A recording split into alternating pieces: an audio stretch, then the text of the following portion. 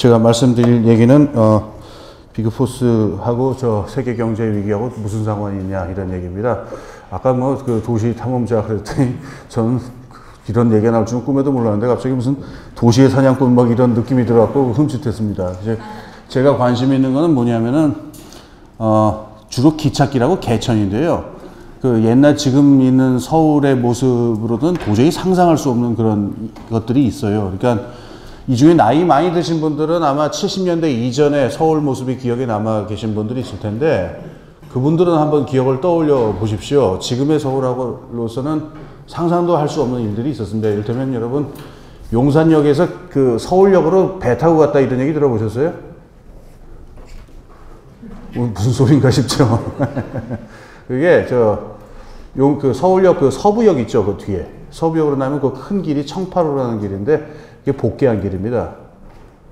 그게 만초천이라고 그래갖고 일제시대는 욱천이라고 그래갖고 큰 개천이었어요. 그래가지고 그게 복개가 본격적으로 된 게 60년대였는데 이게 굉장히 큰 개천이라 가지고 배를 타고 지나갈 수가 있었어요. 그래서 용산에서 급할 때는 이게 뭐 이럴 때는 그 배 타고 혼자서 이렇게 서울역으로 가는 일이 있었다고 합니다. 못 들어보셨죠, 이런 얘기? 황당하죠. 그리고 지금 그 염리동이라고 있죠, 염리동. 그 아래에 보면은 지하 터널이 있고 거기로 물이 흐르고 있다는 거 아십니까? 선통물천이라고 하는데 못 들어보셨죠? 그리고 지금 공항철도 지나가는 길 보면 거기 용산선이라는 기찻길이 있었거든요. 서강역이라는 역을 아십니까, 혹시 아시는 분? 계세요? 그 신촌 로타리 뒤에. 그 신촌 기차역 아닙니다. 그 서강역. 뭐 그런 게 있는데, 그러니까 아주 옛날의 서울 모습이에요. 근데 그걸 이제 보다 보면은, 이게 그 옛날 서울 사람들이 이렇게 살았구나 하는 생각도 들고, 여러 가지로 재미난 얘기가 많습니다. 그래서 여러분도 주변에 없어진 개천이나 없어진 기찻길 이런 게 있는지 한번 돌아보시면 굉장히 재미있는 게 많습니다. 이 정도 하고 오늘 얘기로 들어가겠습니다. 오늘 제가 얘기할 책을 읽어보신 분도 알겠지만 오늘 제가 얘기할 사람은 스웨덴 사회민주주의 체제를 건설하는데 가장 중요한 역할을 했다고 알려지는 에른스트 비그포스라고 하는 이론가입니다. 저는 오늘 책 내용을 무슨 요약하거나 할 생각 없습니다. 그거는 여러분 그건 읽어보신 분도 있겠고 안 읽으신 분도 있겠지만 읽든 말든 그건 여러분 자유고 저는 그 책을 요약하는 건 불가능하니까 그냥 제 얘기를 하겠습니다. 1930년대에 스웨덴 경제공황 후에 스웨덴의 사회민주주의 정치경제 체제가 본격적으로 생겨나기 시작했고 우리가 잘 알고 있는 복지국가라고 하는 것의 여러 유형 중에 중요한 한 유형의 기원이 거기에 있죠. 스웨덴식 복지국가의 모델은 30년대에 이제 건설이 시작이 되는데 그때 보통 흔히 알려져 있기를 스웨덴에 대한 영어 문헌 같은 데서 어떻게 되어 있냐면은 이 스웨덴 사회민주당 사람들은 이데올로기에 관심이 없다. 이념에 관심이 없고 그냥 실용주의자들이다. 그래서 막스주의고 사회주의고 별 관심 없고 그냥 실용주의에 따라서 이리저리 하다가 생겨난 게 스웨덴 모델이다. 이런 식으로 설명되는 경우가 많아요. 근데 전혀 아니다 라고 하는 거를 전형적으로 나타낸 사람이 이 비그포스라는 사람입니다. 이 사람은 스웨덴 사회민주당의 가장 중요한 이론가였고 케인즈보다 훨씬 전에 케인즈 경제학하고 똑같은 경제학 이론 체계를 맹글었던 사람이고 이걸로 끝나는 게 아니라 본인 스스로가 재무부 장관을 한 17년 동안 32년부터 역임하면서 스웨덴 정치 경제 모델을 실제로 만드는 걸 실제로 건설한 사람입니다. 그러니까 역사적으로 굉장히 유래를 찾아보기 힘든 사람인데, 이게 지금 와서 돌이켜보면 20세기 역사에서 거의 유일하게 성공을 거둔 사회주의자죠. 몇 년 전까지는 사람들이 레닌을 얘기했습니다만, 우리 지금 그래서 결과가 어떤지 우리 다 알고 있습니다. 그래서 이런 사람이 있었습니다. 1930년대 참 신화적인 인물인데요. 이렇게 보자면은. 근데 이제 스웨덴 바깥에는 거의 안 알려져 있는 사람입니다. 일단 영어 문헌을 뒤져봐도 책은 한 권도 없고, 논문이 한 두세 개 정도밖에 없는 그런 상태고, 저도 아주 이거 하느라고 아주 애먹었는데, 저도 자료 찾느라고. 그래서 그 스웨덴 바깥으로는 거의 안 알려져 있는 사람인데 제가 봤을 때는 20세기 사회주의 사상사에서도 가장 중요한 인물이고 그리고 세계사적으로 봤을 때도 가장 중요한 인물입니다. 그 왜 그러냐면은 1930년대라고 하는 세계 자본주의 전체가 위기로 토한 대공황 시대에서 빠져나오는 데 있어서 가장 성공적인 모델을 건설하는 사람이기 때문에 그렇습니다. 한번 돌이켜서 생각해 보십시오. 1930년대 대공황 이후에 여러 가지 종류의 정치 경제 체제들이 생겨났습니다. 그 대공황을 극복하면서 뭐 소련식 공산주의도 그때부터 본격적으로 나왔고요. 미국식 뉴딜 같은 것도 맹그러졌고 그 다음에 뭐 독일 파시즘 같은 것도 있었고 이태리 파시즘 같은 것도 있었죠. 이거 다 그 대공황을 극복하는 과정에서 생겨난 정치 경제 체제들인데 한번 민주주의적인 가치라든가 그 다음에 어떤 경제적인 효율성이라든가 우리가 정치 경제 체제를 평가할 때 동원돼야 할 여러 가지의 가치 기준을 가지고 한번 평가해 보세요. 어떤 모델이 가장 높은 점수를 받아야 할지. 그건 뭐 말할 필요가 없습니다. 그런데 지금까지 그 우리나라에서도 그렇고 전 세계적으로 그렇고 자꾸 스웨덴 얘기하면 이 복지국가 얘기만 자꾸 하고 복지국가 물론 중요하죠. 그런데 복지국가의 저변에 존재하는 건 스웨덴의 사회민주주의 체제라고 한 정치경제 체제라고 하는 것이 있고 그걸 이끌었던 어떤 30, 40년대 중요한 사상적인 이론적 혁신이 있었는데 이 부분에 대해서는 너무나 얘기를 안 하는 것 같았습니다. 근데 그러면 제가 지금 뭐 그 지구정치경제학 연구하는데 갑자기 왜 그 5만 년 전 그야말로 한 7, 80년 전에 살다가 그 활동했던 얘기를 갖다가 왜 지금 쓰느냐? 그건 말할 필요도 없습니다. 지금 우리가 그 전 세계 자본주의가 그 1930년대하고 굉장히 비슷한 상황으로 가고 있기 때문에 그렇습니다.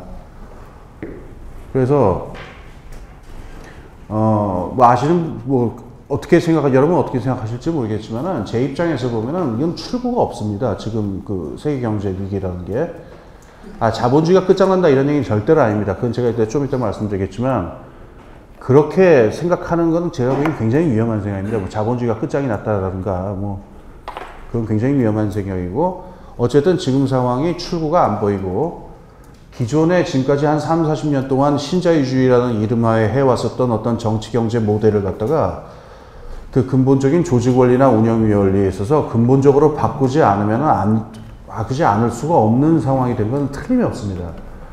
그런데 문제는 뭐냐면은 무슨 원리로 바꿔야 될지를 아는 사람이 아무도 없습니다.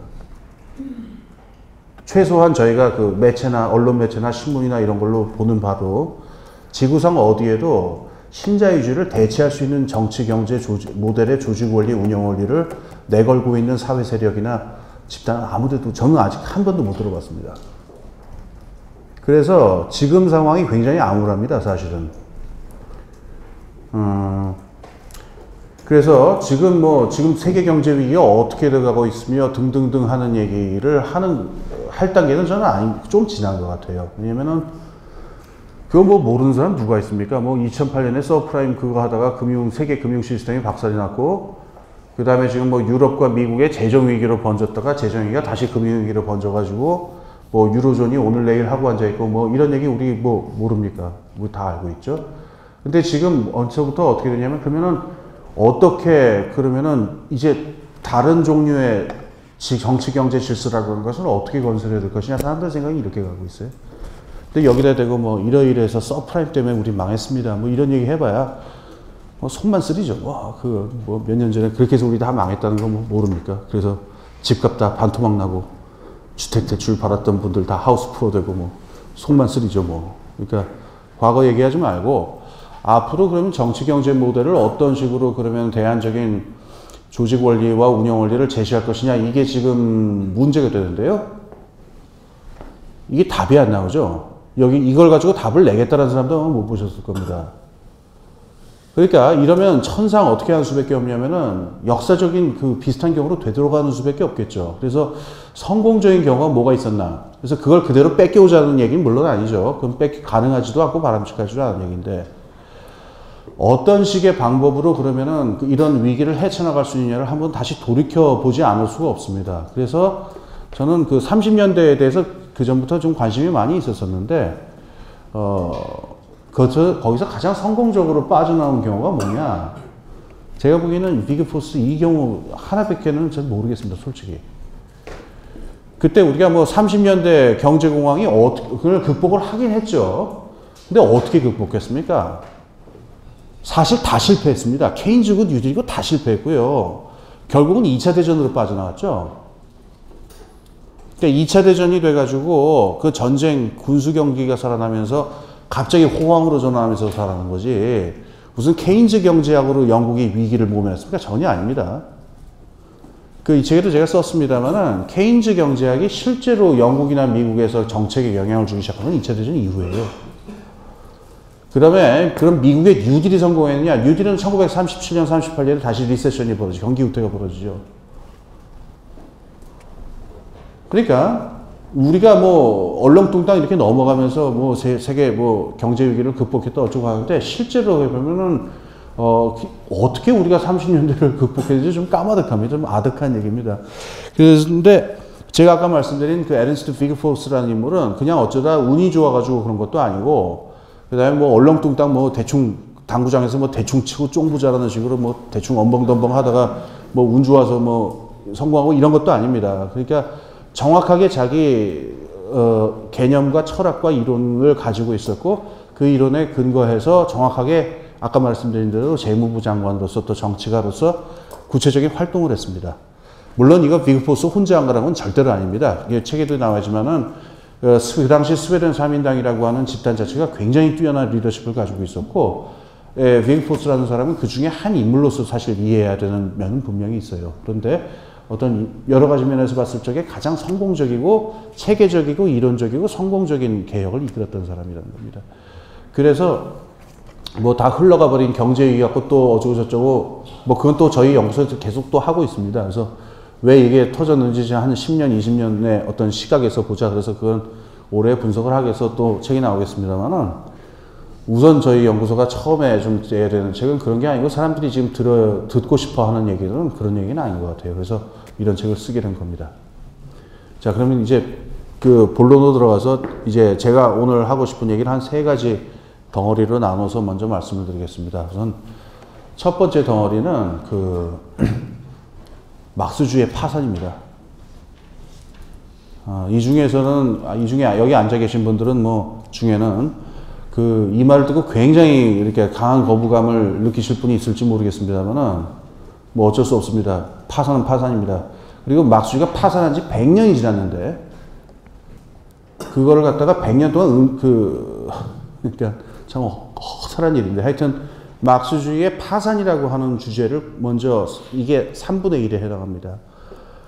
이 부분을 왜 먼저 얘기해야 되냐면은 이 비그포스라는 인물이 해서 사회민주주의 지도자로서 했었던 그 정치 경제학의 그 혁신이라고 하는 거는 막스주의의 파산이라고 하는 걸 갖다가 배경으로 놓지 않으면 충분히 이해할 수가 없습니다. 그래서 막스주의가 어떤 내적인 논리를 어떻게 파산했는가에 대한 얘기가 3분의 1이 됩니다. 이 책에서 보자면 앞에 긴 첫 번째 챕터가 그걸 다루고 있습니다. 그 다음에 두 번째 얘기로서 그 비그포스가 가지고 있었던 이론의 가장 핵심적인 2가지 개념인데 잠정적 유토피아라는 정치 철학하고요. 그 다음에 나라 살림의 계획이라고 하는 정치 경제학에 대해서 제가 말씀을 드리는 게 그 2번째 부분이 되겠습니다.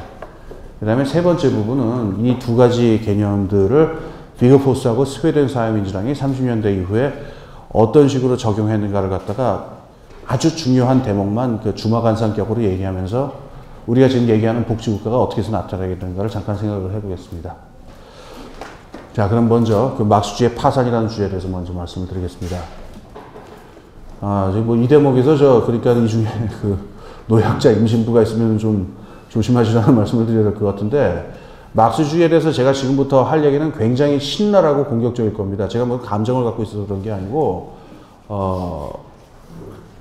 보통 이 진보 쪽이나 이쪽에 있는 사람들 사이에서는 막스주의에 대해서 비판하는 건 하나의 터부가 되어 있습니다. 그래서 혹시 그럴지 모르겠는데 뭐 그런 의도는 없습니다. 저는 그냥 있었던 얘기를 그냥 잠잠히 드릴 텐데요. 그 비그포스가 극복하려고 했었던 2가지 이데올로기가 있다면 하나는 자유주의고 2번째는 막스주의라고 봐야 될 겁니다.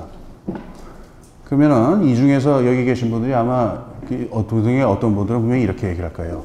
무슨 막스주의를 얘기해? 그 속류 막스주의를 얘기하는 게 아니냐. 여러분 이렇게 얘기하실지 모르겠습니다. 근데 저는 반대로 이렇게 한번 물어보고 싶습니다. 속류 막스주의가 아닌 막스주의는 뭡니까? 그걸 설명한 사람 보셨습니까? 일단 뭐 스탈린주의는 진정한 막스주의가 아니고, 그다음에 뭐 그건 경제결정론이고, 그건 진짜 막스주의가 아니고, 막스주의는 그런 게 아니고 그런 게 아니고, 그러니까 막스주의자들이 그런 얘기를 굉장히 많이 합니다. 근데 막스주의자들이 그런 막스주의란 무엇이다 이렇게 얘기하는 걸 혹시 보신 적 있습니까? 그래서 어떻게 되냐면 공산당 선언 쓰여진 지 한 150년이 지나니까 지금은 공산주의라는 게 막스주의가 진짜로 유령입니다. 그게 정확하게 뭔지 아는 사람이 아무도 없습니다. 노동가치론입니까? 그러면은 사적 유물론입니까? 그럼 프롤레타리아 독재입니까? 뭡니까? 그래서 이 막스주의에 대한 얘기를 한번 하기 시작하면은 완전히 그 어떤 유령굴에 들어간 것 같이 진짜 막 미로가 돼버리죠. 논리가 막 한없이 복잡하게 꼬이고 있습니다만은 여기서 좀 정리를 하고 넘어가겠습니다. 그 막스주의가 어떤 것인가를 갖다가 제가 그래서 책 앞부분에서 정리를 좀 하려고 그랬습니다. 제 결론은 뭐냐면은 사람들이 흔히 경제결정론이라고 부르는 게 그게 막스주의 맞습니다. 역사적으로 존재했던 19세기 막스주의 맞습니다. 그리고 그게 막스의 의도이기도 했다는 겁니다. 먼저 그 막스주의가 어떤 논리적 구조를 갖고 있는지 제가 좀 짤막하게 말씀드리겠습니다. 그 19세기에 그 사회주의 운동에서 막스주의하고 막스 엥겔스하고 경쟁했던 두 개의 유파가 있는데요. 하나는 바쿠닌파고요. 바쿠닌이라는 사람이 있죠. 아나키즘의 시조로 보통 알려져 있는 사람. 바쿠닌의 아나키즘이 있었고요. 다른 하나는 독일 내에서는 페르디난트 라살레라고 하는 사람이 이끌고 있는 노동운동이 있었습니다. 이 두 가지 조류와의 투쟁 속에서 막스와 엥겔스의 정치 철학이 만들어지고 막스주의 체계가 만들어져요. 근데 이걸 제가 지금 뭐 길게 설명하자면 뭐 한이 없이 긴 얘기입니다만은 이 막스 엥겔스가 이 두 가지 조류의 그 사회주의 운동하고 경쟁하기 위해서 막 개발해낸 핵심적인 개념은 뭐냐면 프롤레타리아 독재입니다. 그리고 프롤레타리아 독재의 역사적 필연성이라는 개념입니다. 그게 어떻게 되어 있냐면요. 우선 아나키즘, 그러니까 바쿠닌이 이끌던 아나키즘 운동은 제가 뭐 시간이 없으니까 아주 거칠게 그냥 그 요약해서 얘기를 하자면은 여러분 저 신채호 선생이 쓰신 조선 독립혁명선언이라는 걸 혹시 보셨습니까? 그분이 아주 빼어난 아나키스트였는데요. 그 글이 거의 바쿠닌의 정서를 그대로 담고 있습니다. 즉각 봉기로 즉각 때려 부수자 합니다. 그냥 한마디로. 그러니까 그게 1848년 유럽혁명의 정신을 그대로 잇고 있는 건데요. 현존하는 그 종교, 교회 체제와 국가 체제와 자본 체제라고 하는 거는 지배계급이 피지배계급의 그 고혈을 빨기 위해서 만들어낸 동일한 체제이기 때문에 이거는 인민들의 즉각적인 폭력적 봉기를 통해서 즉각적으로 분쇄하는 것밖에 길이 없다. 뭐 이런 거였습니다. 그래서 국가기구, 자본보다도 국가기구하고 종교조직을 그 즉각 분쇄해서 국가 없는 사회로 이행하자. 이런 얘기였죠. 그 다음에 라살레식의 그 국가사회주의 그 노선은 이거하고 상당히 다른데 국가사회주의라고 부르는 게 맞을 겁니다. 뭐냐면은 노동자들은 저 부르주아들과 자본가와의 싸움을 그래서 이기기 위해서 국가의 힘을 얻어야 한다. 그래서 노동자들에게 참정권과 민주주의가 보장되는 한 국가와 적극 협력하여 자본을 때려잡자. 이런 노선입니다. 이것도 아주 극단적으로 간략하게 한 얘기인데요. 그러니까 19세기 중반에서 보게 되면은 결국 노선이, 사회주의 운동의 노선이 이랬던 겁니다. 그러니까 다 때려부수자. 즉각 폭력적인 봉기로 다 때려부수자든가 아니면 현실적으로 국가, 자본과 맞서 싸울 수 있는 유일한 현실적 힘은 국가니까 국가라는 힘을 빌어서 자본과 싸우자. 이 두 가지였던 겁니다. 이 두 가지를 다 거부했습니다. 막스 엥겔스는.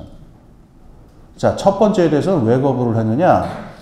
역사의 발전 순서가 있다는 겁니다. 이 막스 엥겔스도 그래, 국가도 자본도 다 그 지배계급의 산물이요. 그 때려부셔야 되는 거 맞는데 생겨나는 데는 다 이유가 있다는 겁니다. 그러니까 없어지는 것에도 다 순서가 있게 돼 있고 순서대로 해야 그게 다 없어지지. 없애겠다고 막 혁명해갖고 날뛰다가 사람들만 다치고 우리가 필패다. 패배가 보장되어 있는 건데 그 맹동을 좀 하지 마라. 뭐 이런 입장이었었습니다. 그 다음에 국가사회주의, 라살레에 대한 입장은 막스 엥겔스가 라살레하고 상당히 친했죠. 그리고 독일 사회민주당이 원래 뿌리가 그 막스 엥겔스 쪽이 아니라 그 라살레 쪽에서 시작이 되죠. 그런데 라살레에 대해서 그 가졌던 목적은 문제는 뭐냐면은 노동자들이 노동자들이 정치에 참여해서 그걸로 뭐 자본과 부르주아를 하고 싸우는 것도 좋고 법령을 만들어서 그걸로 저거 하는 것도 다 좋은데 궁극적인 목표는 노동자 계급이 권력을 쥐서 국가 권력을 실제로 쥐기 위한 게 목적이라는 거예요. 노동자 계급이 실제로 국가 권력을 잡고서 그걸로 자본가들의 그 사적 소유를 다 뺏어가지고 자본 없는 세계로 넘어가는 도구로 쓰는 게 목적인데 라살레는 국가라고 하는 걸 갖다가 자꾸 그러니까 국가하고 자꾸 이렇게 국가를 때려부술 계획을 자체를 갖지 않는다. 그래서 프롤레타리아 독재라는 개념이 없다. 이게 아주 가장 중요한 그 반론의 저거였습니다. 자, 그러면은 막스 엥겔스의 그 주장이라고 하는 것이 일관성을 가지려면은 여기서 사적 유물론하고 프롤레타리아 독재론하고 노동가치론이라는 게 일관되게 막스주의의 핵심이 될 수밖에 없다는 필연성이 여기 있습니다. 우선 아까 말한 대로 그 자본이라든가 국가라고 하는 게 생겨난 순서가 있다는 겁니다. 역사적 순서가. 그러니까 그 순서대로 생겨난 순서와 그것들이 생겨나게 된 역사적 운동법칙 있죠. 운동법칙. 이 말 중요합니다. 운동법칙. Law of Motion 영어로. 이게 뭐 오래된 철학 용어입니다. 그 운동법칙이라는 용어.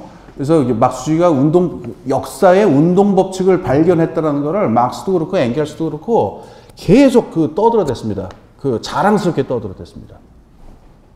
그래서 엥겔스가 막스에 대해서 이런 논평을 하는데 다윈이 생물의 진화의 발전 법칙을 규명한 것처럼 막스는 사회의 운동 법칙을 규명했다. 정확하게 이렇게 얘기를 합니다.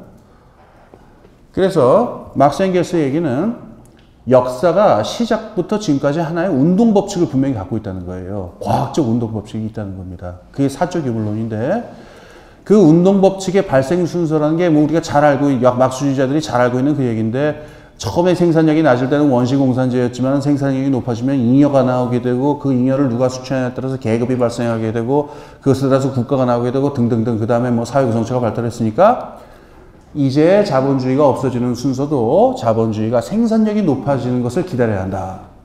그래서 자본주의 생산력이 높아지면 노동계급이 필연적으로 나타나게 되고 노동계급이 필연적으로 각성을 해서 프롤레타리아 독재를 그러니까 사회주의를 원하게 되고 그래서 숫자를 이용을 해서 혁명을 일으켜서 필연적으로 프롤레타리아 독재를 건설하게 되고 그걸 가지고 필연적으로 자본을 수탈하게 되어 있고 그래서 필연적으로 사회주의를 이행하게 되는 이 역사적 운동 법칙을 딱 꺼내든 겁니다.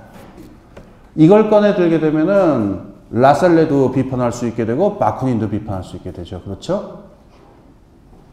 예.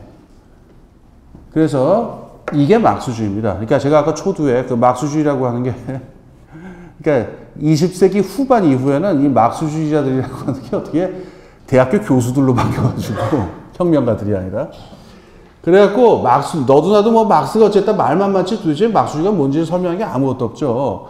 근데 이게 19세기 막스 엥겔스가 살아있을 때의 막스주의의 모습이었어요. 그리고 어떤 역사적 어떤 사적 유물론이라든가 이런 게 다 핵심이 될 수밖에 없는 이유가 여기에 다 있었다는 겁니다. 그래서 실제로 막스나 엥겔스는 한 19세기가 끝나기 전에 실제로 혁명이 일어날 거라고 믿었습니다. 막스는 1852년, 53년에 혁명이 일어날 거라고 믿었어요. 이게 뭐 자기 나름의 계산인데, 그러니까는 자본의 유기적 규성도가 어느 정도에 달하면은 혁명이 일어난다 이런 생각을 실제로 했었어요. 실제로. 그래서 1853년에 혁명이 일어날 거라고 막 예측을 하고 약을 팔았다가 안 돼갖고 망신하고 막 그런 얘기가 있는데요.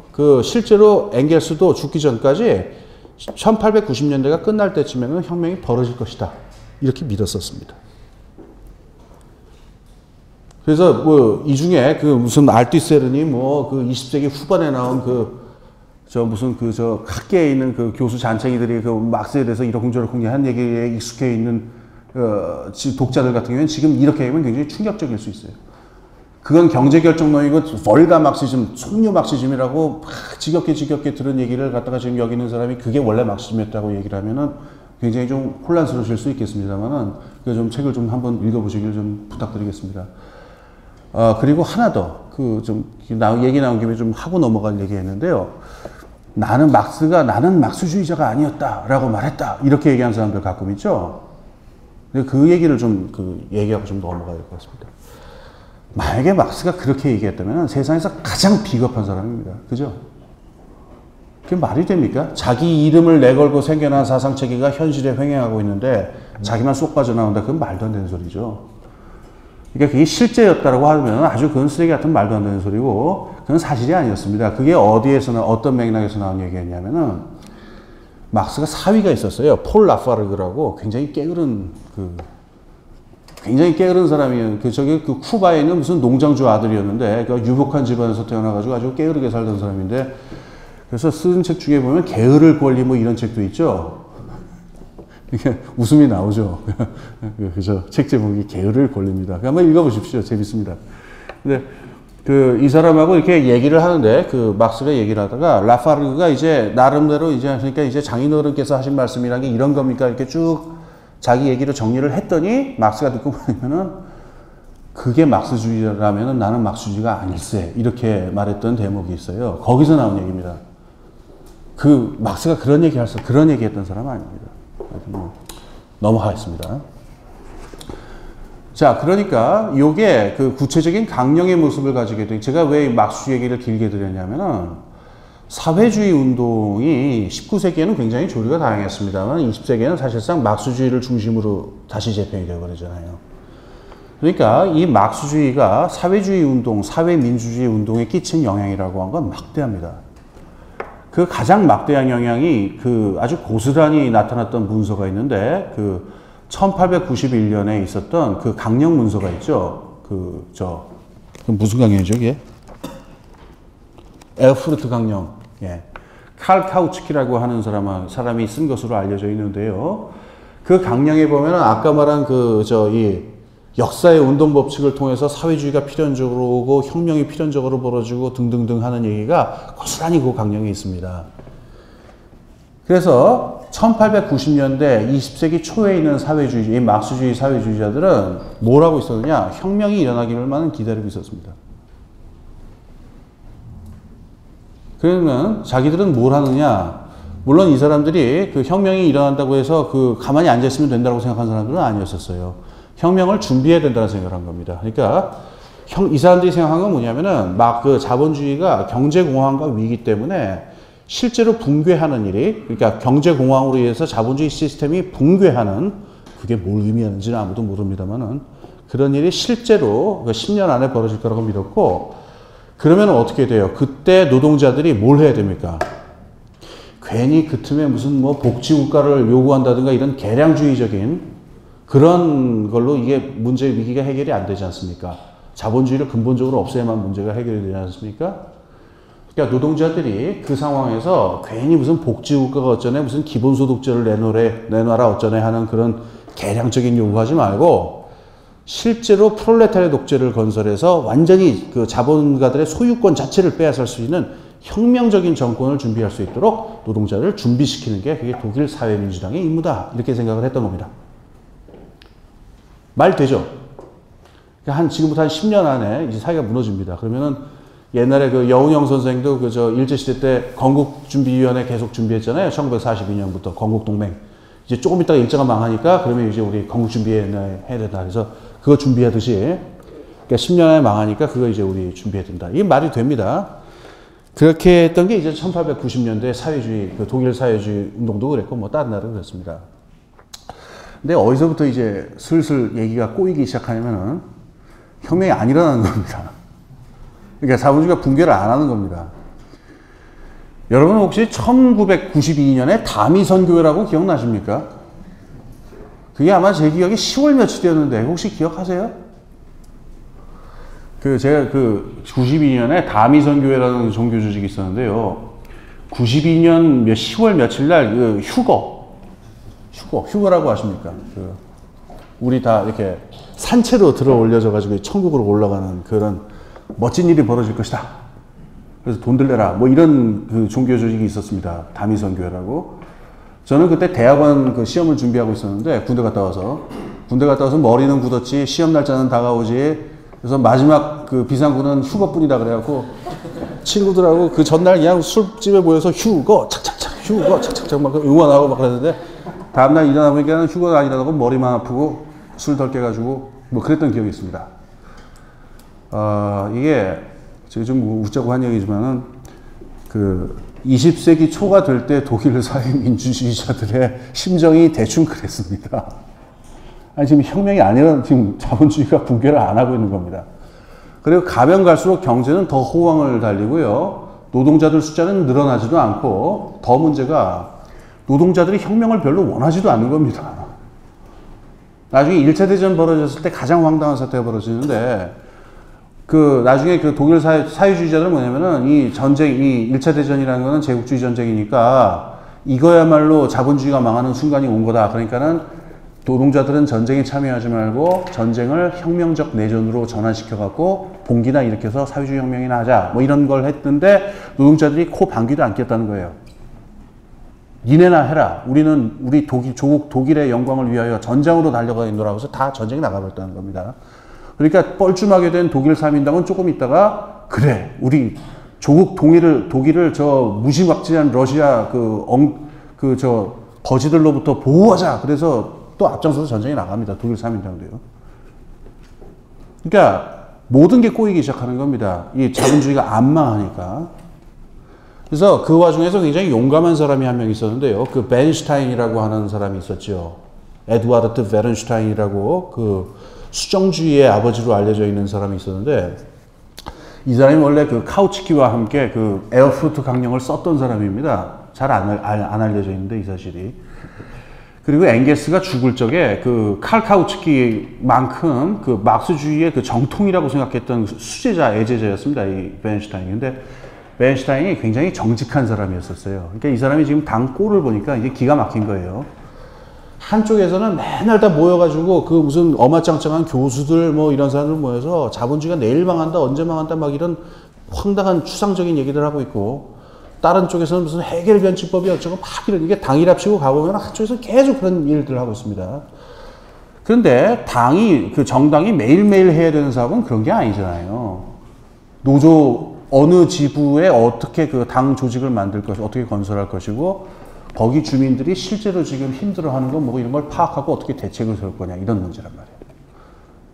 그러니까 당이 한쪽에서는 이론으로는 뭐냐면은 조금 있다 혁명이 일어날 정당인 것처럼 다미선교회처럼 이렇게 행동을 하는데 실질적으로 당이 운영이 되는 거 보면 이렇게 수금하러 다니고 그 다음에 이제 실제 조직하고 뭐 이런 아주 세속적인 조직처럼 움직이니까 이 지독한 위선이 존재한다는 걸 발견한 겁니다. 사회주의 운동이.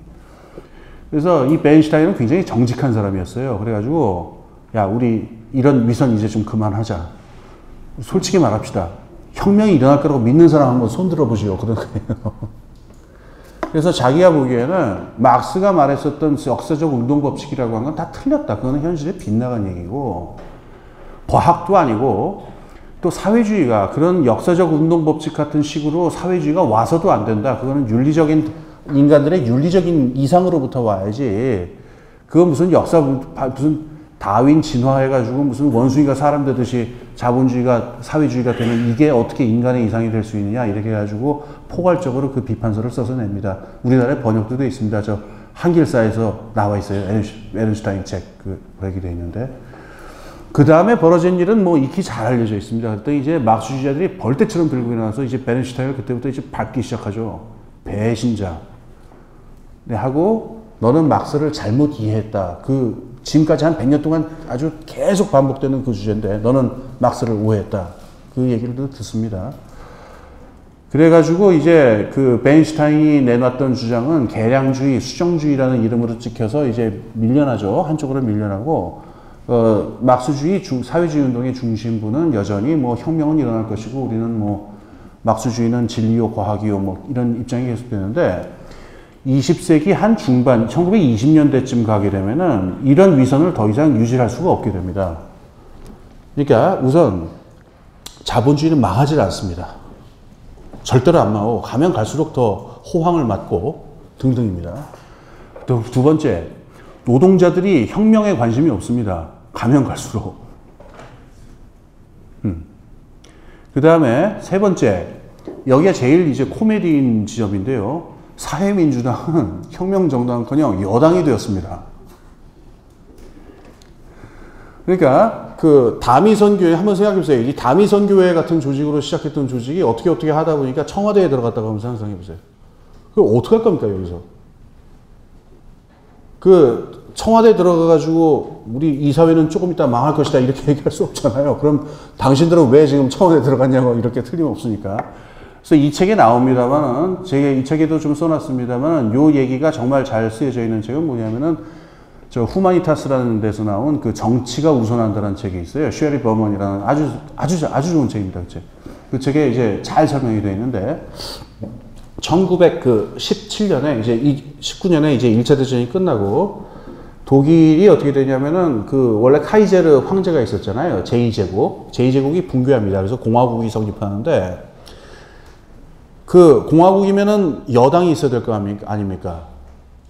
근데 독일에서 제일 큰 정당은 어디였냐면은 사회민주당이거든요. 그래서 사회민주당이 여당이 되는 겁니다. 그러니까 여기서 이 대혼란이 벌어집니다. 독일 사회민주당 안에서. 모여가지고, 야, 우리가 정권을 잡는 게 맞는 거냐? 어떻게 생각하세요? 우리는 자본주의 사회를 끝장내기 위해서 만들어진 조직인데, 우리가 지금 자본주의 사회의 여당이 돼가지고, 그럼 내일부터 뭘 해야 되냐면은, 그 종로구 뒤에 있는 하수구는 누가 관리할 것이며, 그 다음에 없어진 기찻길, 용산선, 기찻길에는 뭐 공원을 어떻게 해야 되며, 여기에 대해서 들어왔던 그 삼익 아파트 주민들의 민원은 어떻게 처리할 것인가, 뭐 이런 등등의 일입니다. 그렇죠?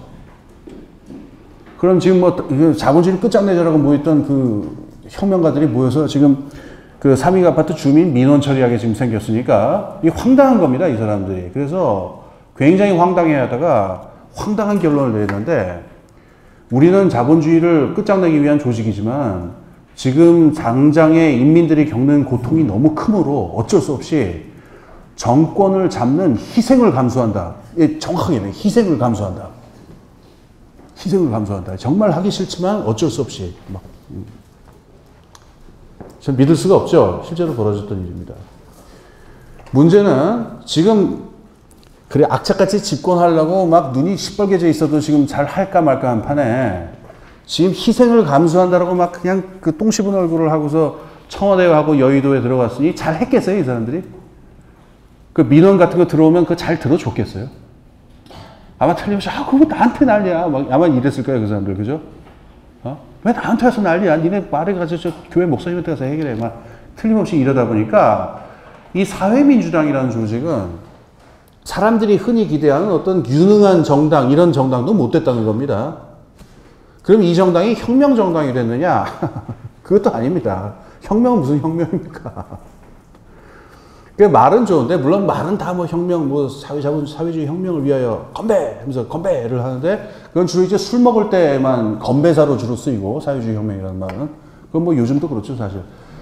그러니까 실제로 이 사람, 양복 입은 사회민주당 할아버지 아저씨들이 혁명을 할 거라고 생각하는 사람은 아무도 없었다는 거예요, 독일에. 사회민주당 할아버지들이 독일에 있는 것이다. 그러니까 이게 이 막스주의가 원래 가지고 있었던 각본, 자본주의가 언젠가 망할 것이니까 그때 역사의 운동 법칙에 따라서 자본주의의 멸망, 그 다음에 노동자들의 각성, 프롤레타리아 독재의 수립, 사회주의의 건설이라고 하는 그 각본이 있잖아요. 그 각본이 벌어지려면은 그게 각본대로 역사가 흘러가 줘야 되잖아요. 근데 역사가 각본대로 안 흘러가 주면은요, 막스주의자들이 현실에서 할 수 있는 건 아무것도 없는 겁니다. 조만간 자본주의가 망할 것이다 라고 한 얘기를 100년 동안 되풀이할 수밖에 없는 겁니다. 그것 말고는 할 수 있는 일이 아무것도 없다는 거예요. 이게 막스주의의 파산입니다. 근데 이 막스주의의 파산이라고 하는 걸 갖다가 사람들이 언제부터 이미 알기 시작했냐면요. 그 알티세르가 쓴 책 중에 무슨 막스주의의 위기 어쩌고저쩌고 하는 책이 있는데 그 사람 책 좀 읽고 살아야 되는 것 같습니다. 그 막스주의 위기란 말이 제일 처음에 나온 거는 1890년이에요. 1890년에 그 저기 체코 초대 대통령이었던 사람이 있습니다. 그 마자렉이라고 하는 유명한 철학자가 있는데요. 이 사람 사회주의자였습니다. 1880년대 말에 이미 그러니까 프랑스하고 이탈리아하고 유럽 전역에서 그 1급의 지식인들 사이에서는 가장 뜨거웠던 주제가 막스주의였는데 철학적 체계하고 정치 경제적 체계에서 치명적인 모순이 존재한다라고 하는 것 때문에 이미 막스주의에 위기가 있다라고 하는 얘기는 1890년대부터 나왔었어요. 그래서 아까 제가 베른슈타인 얘기 드렸잖아요. 근데 지금까지는 그 막스주의 역사에서는 어떻게 해요? 이 베른슈타인이라는 그 사악한 배신자 하나가 벌인 일로 돼 있습니다만은 최근의 연구를 이게 보게 되면요. 전 유럽적인 현상이었어요. 베른슈타인, 그러니까 영국에서도 이 문제가 있었고, 이태리 사회주의 운동에도 이 문제가 있었고, 전 유럽, 러시아까지 전 유럽에서 벌어졌던 논쟁인데, 베른슈타인이 그걸 대변한 것에 불과했다는 겁니다. 그러니까 막스주의가 위기에 부닥치게 되고, 논리적으로, 이론적으로 위기에 부닥치게 된 것은 1890년대 얘기고, 이게 실천적, 현실적으로 운동 노선으로서 파산하게 되는 것은 1920년대에서는 거의 완전히 끝장이 나게 됩니다. 그 다음에 한번 기억을 떠올려 보세요. 막스주의의 발전사를 보게 되면 1930년대 이후에 나온 모든 주장들은 변신론입니다. 왜 막스가 틀리지 않았는가를 갖다가 변호하는 얘기지 새로운 얘기는 아무것도 나오지 않았죠. 제가 근데 오늘 주제가 막스주의를 제가 논박하는 게 지금 주제가 아니니까 이 얘기는 여기서 그만하겠습니다. 그리고 막스라든가 막스주의가 갖고 있는 사상사적 가치는 별개의 문제니까 자본도 연구해야죠. 그리고 공산당 선언도 연구할 가치가 얼마인지 아주 인류의 위대한 고전이라는 건 누가 부인하겠습니까? 문제는 뭐냐면 활동가들입니다. 당 활동가들입니다. 그러니까 이 사람들 입장에서는 내일 당장 뭘 해야 되거든요. 그래서 그 당 활동가들은 내일 당장 노동 현장에 가갖고 노동자들을 조직을 해야 되고 조직해서 요번 달에는 이걸 중심적으로 선전선동을 한다라고 이게 선전활동을 조직해야 되는 사람들이에요. 그리고 장기적으로는 올해의 투쟁 목표를 뭘로 잡아야 되느냐. 그 다음에 우리 사회주의 운동이 발달을 하기 위해서는 올해 5년, 10년 동안 어떤 장기적인 전략으로 나아갈 것인가에 대해서 생각을 해야 되는데 여기서는 자본주의가 무너질 것이라는 말 말고는 아무것도 가르쳐 주는 게 없다는 겁니다. 그러니까 절망적인 상태가 오게 되죠. 그럼 여기서 당 활동가들은 어쩔 수가 없어요. 그 영어로 임프로바이즈 하는 수밖에 없는데 임기응변으로 자기들 주먹국으로 아이디어를 짜서 뭘 하는 수밖에 없는데 그러면 어떻게 되면 껐떡하면 당중앙에서 내려가지고 개량주의적인 좌우의 기회주의적인 작태를 즉각 중단하라고 하면서 안 그러면 당에서 제명하겠다 해서 날라옵니다. 그래서 아서 퀘슬러라고 하는 유명한 작가가 있죠. 그 사람이 30년대 저 공산주의자였는데 그 사람 쓴 이렇게 자서전에 보면 그 얘기 아주 잘 나오는데 그렇습니다. 이래서 이게 막스주의가 이론적으로 사상적으로 파산을 맞게 되니까 하필이면 그게 1930년대하고 걸렸어요. 이러면 이제 어떻게 문제가 되느냐면은 1930년대 이제 대공황이 벌어졌죠. 대공황 벌어지고 곳곳에서 실업률이 20% 30% 이렇게 치솟아 오르게 되는데요. 그러니까 미국의 그러니까 그 당시에는 실업률 통계라고 하는 게 그러니까 무슨 이렇게 지금처럼 정교하게 이루어지지는 않았으니까 다 추정치겠습니다만은 미국에서의 실업률이란 건 보통 20% 25% 이 사이를 왔다 갔다 하면서 그랬는데 이게 어느 정도 끔찍한 수치인지 아시겠죠? 설명 안 해도 되겠죠? 실업률이 20%. 노르웨이 같은 데서는 한 40%까지 올라갔다는 믿기 힘든 얘기도 있습니다. 둘이 먹다가 하나 죽어도 모를 실업률입니다. 예. 그런 일들도 벌어지고 그랬는데 여기서 그러니까 사람들은 간절하게 일자리를 원하고 굶어 죽는 사람들이 실제로 나오고 그런 상황이었는데요. 이때 유럽인들이 가지고 있었던 사회사상 가장 중요한 큰 줄기를 가진 사회사상은 자유주의하고 막스주의밖에 없었다는 거예요.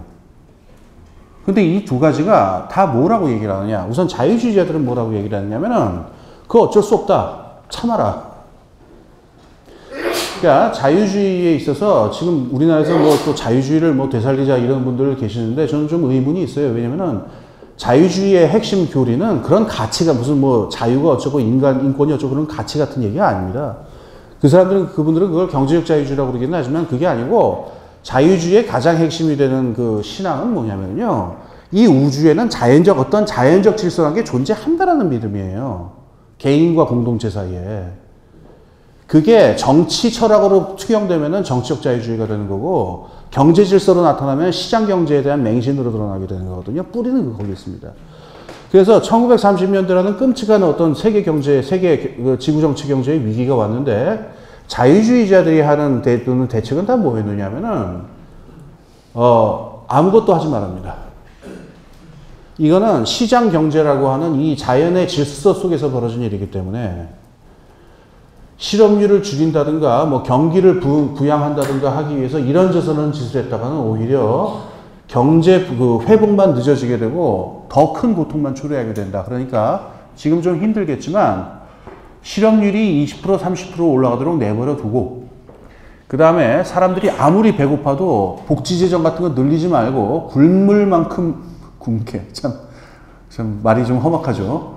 굶을 수 있을 만큼 굶을 수 있도록 그 복지 같은 거 하지 말고 그냥 굶겨라 등등입니다. 이런 게 자유주의자들이 내놓는 대책이었었어요. 제가 지금 내하는 얘기를 들으면 여러분이 그럼 설마 그런 저 인간 저 마이크 주셨다고 저렇게까지 희화화시켜서 그렇게 얘기해도 되나 싶을지 모르겠는데 실제로 그랬습니다. 그러니까 여러분 잘 안 믿으실 것 같아요. 내가 책 조금 읽을게요. 책 가지신 분들은 뭐 봐도 되는데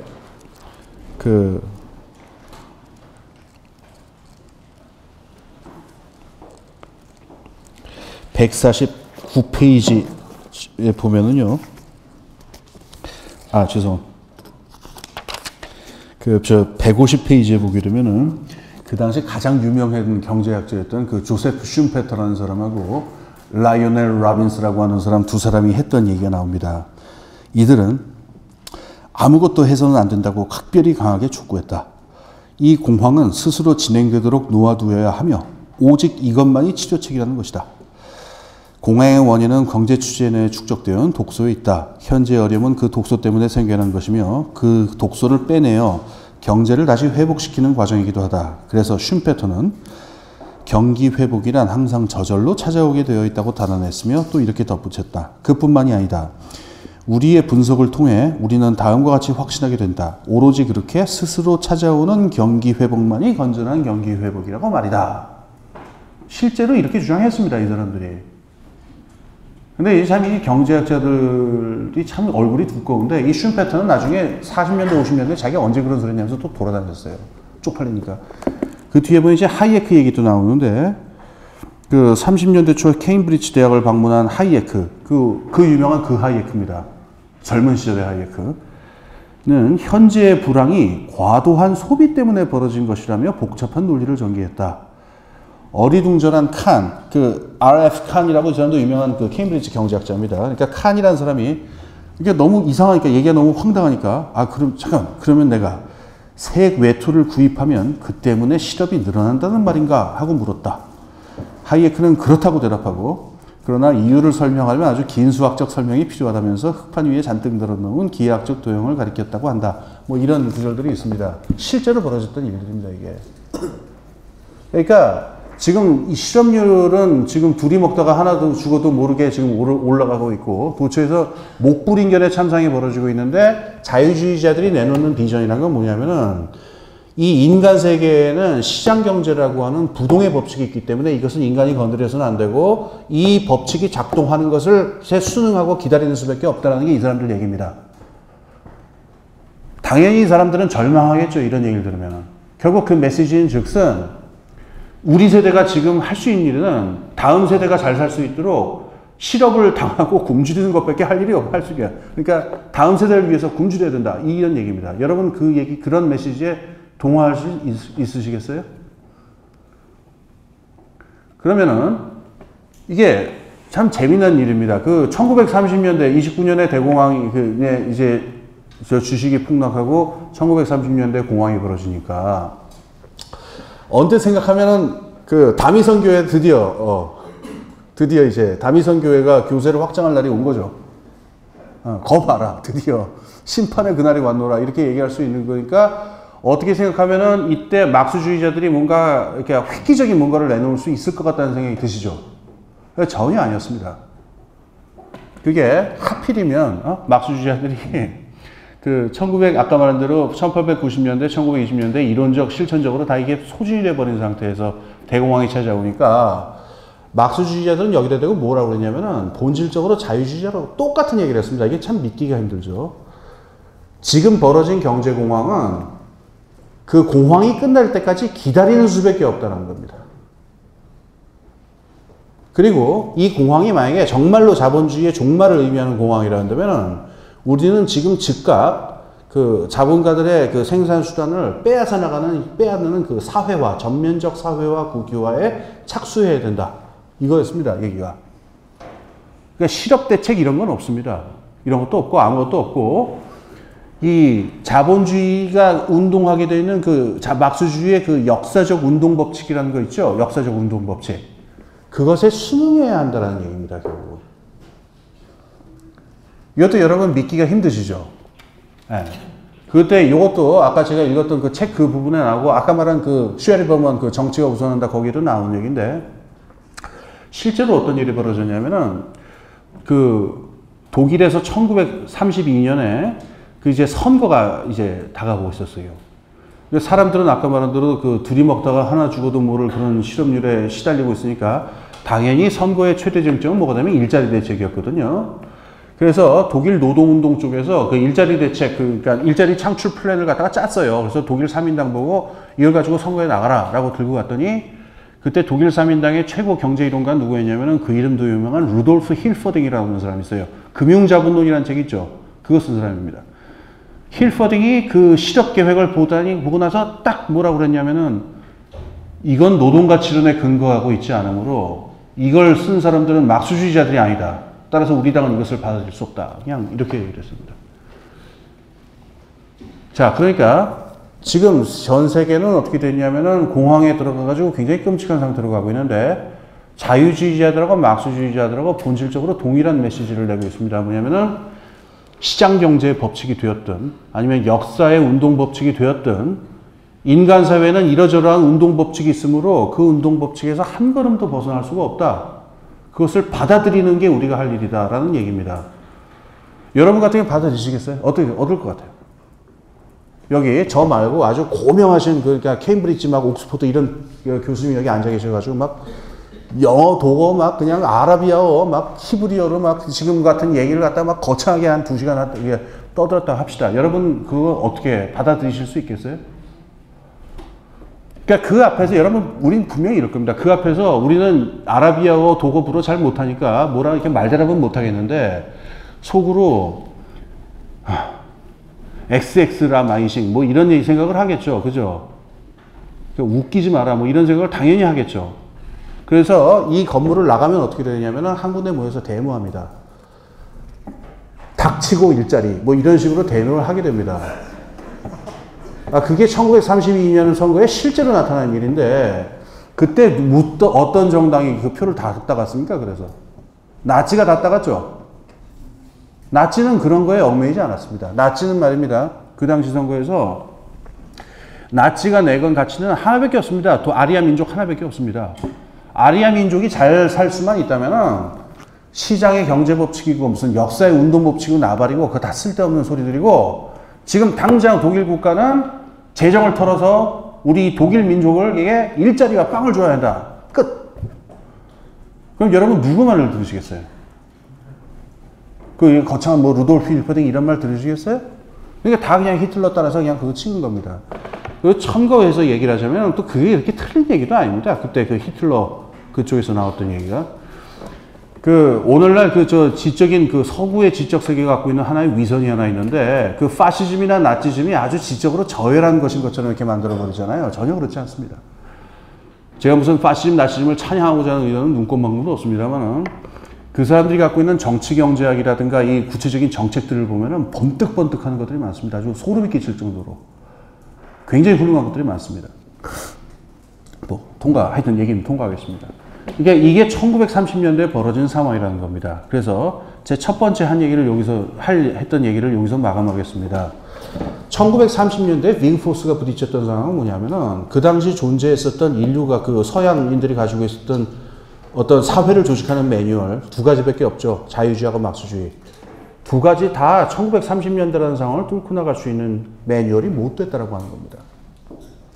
그럼 여기서 윙포스가 어떤 식의 답을 제시하는 것이냐? 여기서 제가 보기에는 비우포스라는 사람의 아주 위대한 혁신이 있는데요. 첫 번째로 잠정적 유토피아라는 개념을 얘기합니다. 제가 아마 뭐 이 개념 얘기하다가 시간 다 가도 뭐 어쩔 수 없는 거니까 제 요 잠정적 유토피아라는 개념 얘기를 하겠습니다. 이 사람이 보기에 막스주의적인 사회주의가 갖고 있는 치명적인 약점은 아까 말한 그거예요. 그러니까 역사는 이렇게 가게 돼 있다. 그래서 저 유토피아로 가게 돼 있다.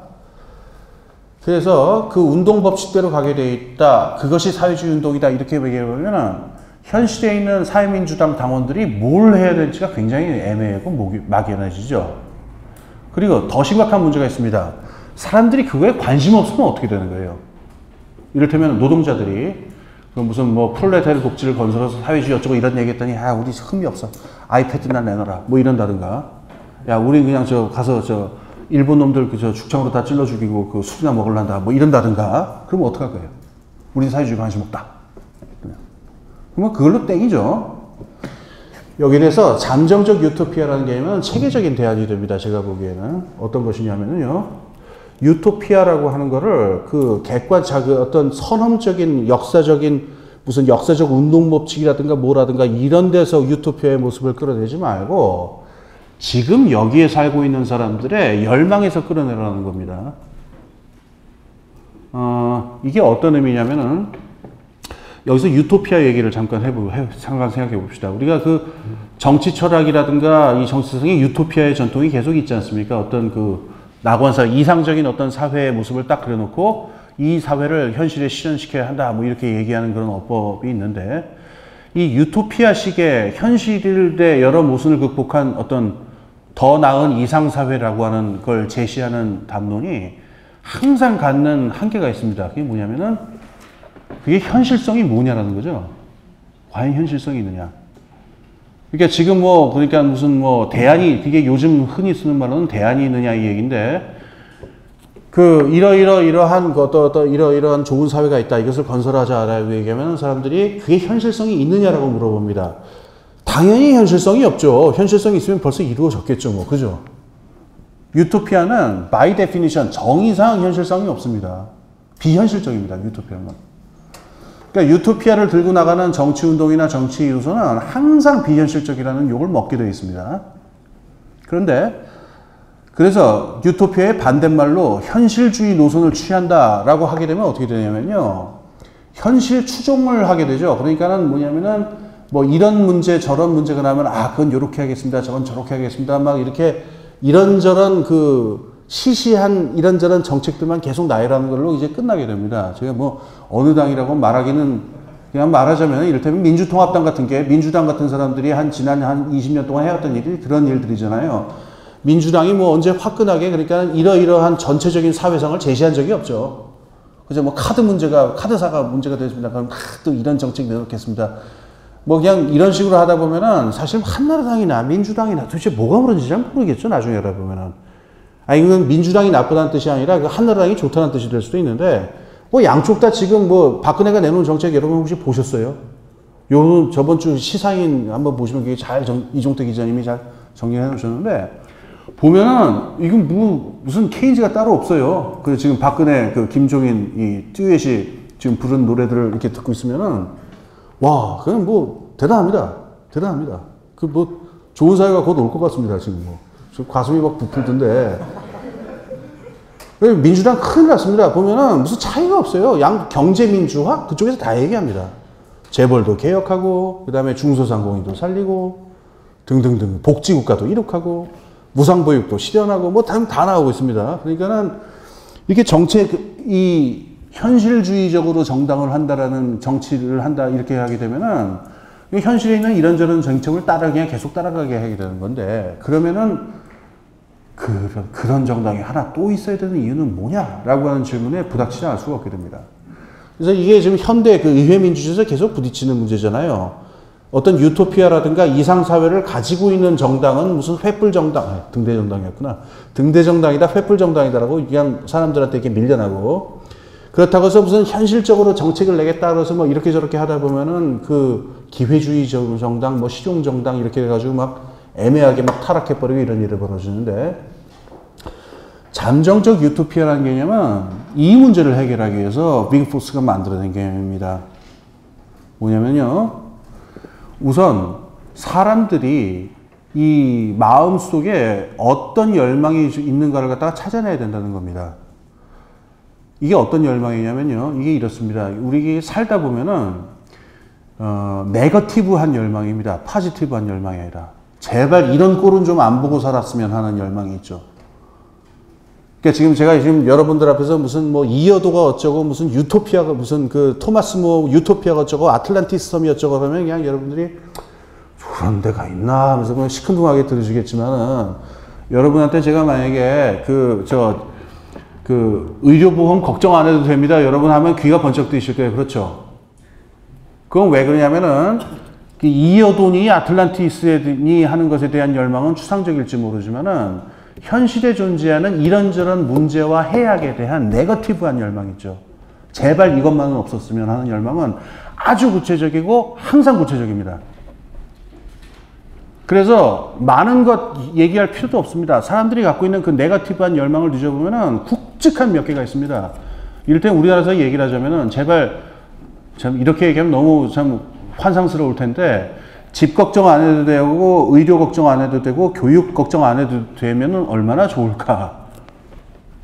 한번 생각해 보세요. 이 세 가지 얘기하는 건 아주 구체적인데 이 세 가지에 대한 열망도 아주 구체적입니다. 사람들이 갖고 있는 열망도. 그렇죠? 이게 비그포스가 얘기하는 사람들의 열망이다. 네거티브한 열망입니다. 이거는 어디서 나냐면은 우리가 현실에 살면서 현실의 안 좋은 모습 때문에 나타나는 열망이죠. 여기서 시작하면은 그 종래의 유토피아주의가 갖고 있었던 그 비현실성 있죠. 이거를 극복할 수 있게 됩니다. 그래서 이 사람들이 가지고 있는 네거티브한 열망을 한 3개, 4개, 그 뭐 개수는 뭐 중요하지는 않은데 몇 개만 한번 찾아보세요. 그 다음에 그 네거티브한 열망 4개, 5개 정도를 일관되게 해결할 수 있는 일관된 사회의 모습을 만들어내 보세요. 그게 잠정적 유토피아입니다. 그러니까 지금 가령 3가지를 지금 우리가 얘기했다 합시다. 집 걱정 안 해도 되고 뭐 의료 걱정 안 해도 되고 보육, 교육 걱정 안 해도 어느 생각 들었네. 그래서 보육, 교육 뭐 그게 그거니까요. 교육, 보육 걱정 안 해도 되고 이 3가지만 갖고 한번 해봅시다. 그런데 이 3가지 다 해결하는 게 간단한 일이 아니겠지만은 3가지의 해결이 모순되지 않으면서 일관되어 있는 하나의 모델을 제시하는, 그러니까 잘 짜진 시스템을 만드는 건 더 어렵겠죠. 그렇죠? 그런데 그 시스템이 있다고 한번 생각해 보세요. 그래서 그 시스템이 어떤 내적 논리를 갖고 있는지를 차근차근 설명해 줄 수 있고, 그래서 우리가 이렇게 하면은 이 3가지 문제를 동시에 해결하는 게 현실적으로 가능하다라고 사람들을 설득할 수 있다고 한번 생각해 보세요. 그때도 이 유토피아가 비현실적인 유토피아겠어요? 사람들이 무슨 이어돈이 아틀란티스냐고 하고 듣는 그런 종류의 유토피아겠어요? 그렇지 않을 겁니다. 이런 종류의 유토피아에 대해서는 사람들이 구체적인 열망을 갖고 있기 때문에 구체적인 상상력이 나오기 시작할 거고 구체적인 행동이 나오기 시작할 겁니다. 그래서 구체적인 운동이 대중운동이 터져나오기 시작할 겁니다. 이게 비그포스가 얘기한 잠정적 유토피아입니다. 즉 사람들이 갖고 있는 구체적인 열망은 현실의 모순에 대한 네거티브한 열망이고 그 네거티브한 몇 가지의 열망이 구체적으로 해결될 수 있는 하나의 일관된 시스템을 만드는 거예요. 그 그림을, 그 미래의 사회상을 제시하는 겁니다. 그리고 그걸 꺼내 들고서 사람들의 상상력과 행동력을 폭발시키는 겁니다. 이거를 비그포스는 뭐라고 불렀냐면은 이것은 잠정적 유토피아는 청사진이 아니고 길잡이다 이렇게 불렀습니다. 이게 뭘 염두에 두고 한 얘기냐면은 청사진이라고 하는 거는 그 막스주의에 있는 그 국유화 계획 있죠. 사회주의는 이렇게 건설된다라고 하는 것, 그 역사적 유물론에 나와 있는 바. 비그포스가 보기에는 그거는 뭐냐면은 청사진이에요, 청사진. 청사진 뭔지 아시죠? 이게 건물 짓기 전에 이렇게 다, 저도 한 번도 본 적은 없는데 아마 푸른색이 모양입니다. 블루프린트. 그래서 이렇게 파란색으로 이렇게, 그 다음은 저도 어떻게 설명 못 하겠네요. 본 적이 없으니까 하여튼. 그래서 이 청사진. 그러니까 모든 게 딱 짜여져 있어가지고, 그러면 청사진은 어떻게 되냐면 청사진 갖다 놓고 건물을 짓는 사람들은 거기 시키는 대로 그냥 기계적으로 계속 하게 돼 있죠. 그럼 건물이 딱 이렇게 생겨나게 되는 거죠. 이거를 비그포스는 막스주의적인 사회주의 건설 계획을 블루프린트에 갖다 댄 겁니다. 역사는 이렇게 가기도 했으니까 요 시점이 되면 혁명을 해야 되고 요 시점이 되면은 뭐 국유화를 해야 되고 요 시점이 되면 무슨 국영공장을 세우고 어쩌고저쩌고 현실이 그런 식으로 굴려가는 거예요. 그리고 예, 두 가지 다가 문제입니다.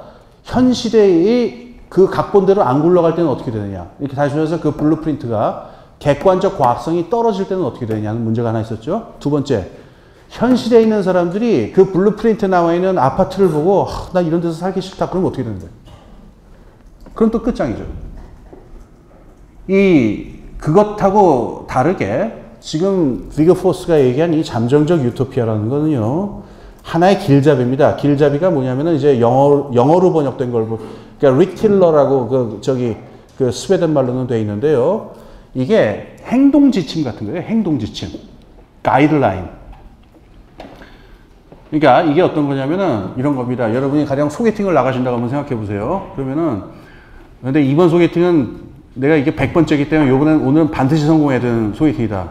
내가 오늘 실패하면 난 다시는 저거 안 한다. 뭐 이런 결정적인 소개팅이다 합시다. 그때 그 소개팅, 그렇다고 해서 소개팅에 각본을 들고 나갈 수는 없잖아요. 그렇죠? 각본대로 되지도 않고. 그러니까는 그럴 때는 어떻게 되냐면은 저쪽 사람이 어떤 사람인지 대충 미리 파악을 한 다음에 대충 이러이러한 모습으로 나를 연출하리라 뭐 이런 정도의 그 어떤 그날의 전략이 있을 것 아닙니까? 이게 길잡이죠, 이게. 그죠? 그러니까 한마디 돼 있는 그 각본, 그게 블루프린트라고 한다면은 오늘 나는 대충 이러이러한 모습으로 연출하리라. 이게 길잡이가 되는데, 잠정적 유토피아는 우리들의 집단적인 행동, 그러니까 새로운 사회를 건설하기 위한 인민들의 집단적인 행동에 있어서 블루프린트가 아니라 하나의 길잡이로 기능한다. 이렇게 얘기를 합니다. 제가 생각하기에는 여기서 이 하나의 탈출구가 생긴 겁니다. 이 자유주의하고 막스주의, 그 서양에 존재하는 두 개의 가장 지배적인 그 사회사상이 있죠. 이 두 개의 지배적인 사회사상이 갖고 있는 그 한계를 벗어날 수 있는 탈출구가 생긴 건데, 현실에 존재하는 인간들이 현실에서 실제로 구체적으로 원하는 사회를 스스로 만들어 나갈 수 있느냐 없느냐라는 거에 대해서 가능성을 준 겁니다. 여기서. 그래서 요걸 그러면 왜 이 사람이 그 비거포스가 잠정적 유토피아라고 불렀느냐라고 하는 건데요. 우선 궁극적 유토피아가 아닌 거죠. 그러니까 아까 제가 의료, 교육, 주택 얘기했습니다만은 그 세 가지 문제만 해결되면 낙원이 옵니까? 그건 아니잖아요. 그래도 부부싸움은 일어날 것이고, 그 다음에 학원 폭력은 여전할 것이고, 똑같지는 않아도 하여튼 분명히 벌어질 겁니다. 그죠? 그 다음에 이렇게 민족 갈등이나 무슨 소수 이주 노동자를 괴롭히는 문제도 여전히 있을 것이고, 그건 유토피아가 오는 건 아닙니다. 하지만 지금 현실에 존재하는 사람들이 우리가 원하는 사회를 스스로 만들어낼 수 있도록 스스로 상상력과 행동을 만들어내는데 기폭제가 되는데 필요한 거는 뭐냐면은 잠정적 유토피아라는 겁니다. 우선 이거부터 하자. 비거포스가 이 아이디어를 어디서 가져왔느냐 하면은 이게 재밌는데요. 그 존 듀이라고 하는 미국 철학자가 있죠. 그 사람한테 이걸 많이 가져오는데요. 이게 쉽게 얘기할게요. 존 듀이 무슨 또 프라그마티즘 어쩌고 하지 말고, 제가 이런 예를 한번 들어보면 쉽습니다. 여러분 여기 계신 분들은 대학을 나오신 분도 있고 안 나오신 분도 있겠습니다만은, 여러분들 어쨌든 한 18살쯤 해서 대학을 어떻게 할 것이냐라는 문제를 어떤 식으로든 해결을 하긴 하셨죠. 그죠? 근데 여러분들 그렇게 선택을 하면 어떤 결과가 오는지 정확하게 알고 선택하신 분 계세요? 혹시 이 중에 법대 나오신 분 계시면은, 나이가 법대를 나오면은 어떠한 인생이 몇십 년간 어떻게 펼쳐질 것이라는 걸 쭉 알고서 그 선택한 분 계세요? 아니죠. 그리고 대학을 안 가기로 하신 분이었다고 했다면은, 내가 대학을 안 간다면 어떠한 일들이 벌어질 것이고 나는 거기에 대해서 어느 만큼 준비가 되어 있는지를 다 알고 선택하셨습니까? 전혀 아니죠. 그 다음에 여기 결혼하신 분도 있고 결혼 안 한 분도 있겠지만, 결혼하신 분들한테 물어볼게요.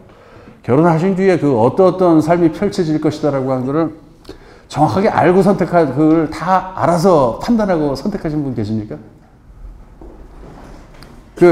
결혼식 올리기 전날 밤, 이거 맞는 거야? 이 고민 안 하신 분 계세요?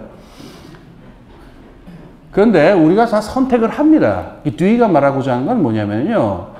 우리가 인생을 사는 태도를 갖다가 실제로 관찰을 하게 되면은 과학자들이 가설을 세우고 그 가설을 검증하는 그 과정은 똑같다는 거예요. 뒤 얘기가. 우리가 인생을 실제로 살 수 있는 거는 18살짜리 아무것도 모르는 18살짜리 소년이 대학을 갈지 말지를 결정을 하고 또 대학을 간다면 그 뭐 20년 전 누구처럼 이걸 법대를 가야 되느냐 경제학을 가야 되느냐 아무것도 모르는 주제에 그걸 선택을 하고 하는 등등의 일을 할 수 있는 이유는 뭐냐는 거예요. 사람은 행동하기 위해서는 자기가 지금 알아야 될, 알고 있는 것에 근거해서 다음 행동을 만들어 나간다는 거잖아요.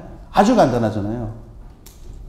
그러면은 우리가 그렇게 해서 우리 인생을 만들어 왔고 우리 인생을 살아나가는 것이라고 한다면은 우리의 집단적인 사회를 만들어 나가는 그 운동 과정은 뭐가 다르겠냐는 겁니다. 그렇죠? 그래서 내가 법대 나갔다가 괜히 데모대에 휘말려가지고서 뭐 감옥이나 갔다 올 줄 뭐 까맣게 모르고 19살짜리 소년이 뭐 법대를 선택하기도 하지만 우리도 뭐 누가 알겠습니까? 여기서 무슨 복지부가 건설하겠다고 어쩌고 했다가 무슨 뭐 그야말로 뭐 누가 얘기하는 식으로 재정이 거덜이 나가지고 뭐 그리스 꼴이 난다. 뭐 누가 알겠습니까?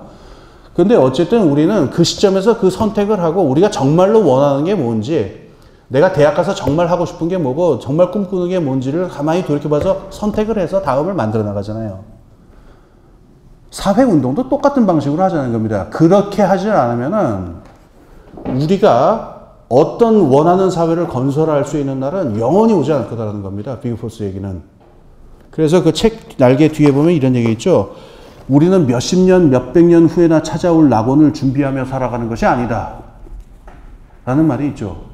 그 뒤에 그런 구절도 있습니다. 여기는 없는데 낙원이란 인간 역사의 최초에도 없었고 최후에도 없을 것이다 라는 구절도 있어요. 여기서 하는 말 중에. 저는 그 두 번째 말이 더 좋은데 이건 은연적으로 막스주의 그 사적 유물론을 염두에 두고 한 얘기죠.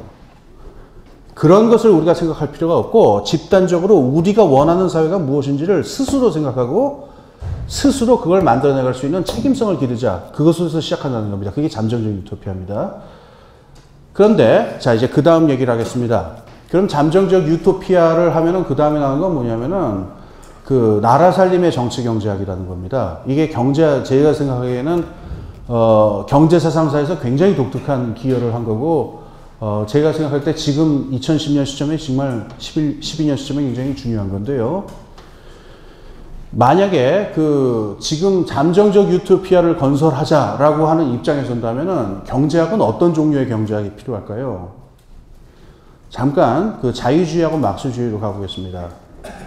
아까 자유주의가 갖고 있는 밑에 깔려있는 신념이 뭐라고 그랬습니까? 인간 사회에는 시장 경제라는 법칙이 작동하고 있기 때문에 그것을 존중하는 사람들만이 성공적인 사회를 건설할 수 있고 등등 뭐 이런 거죠.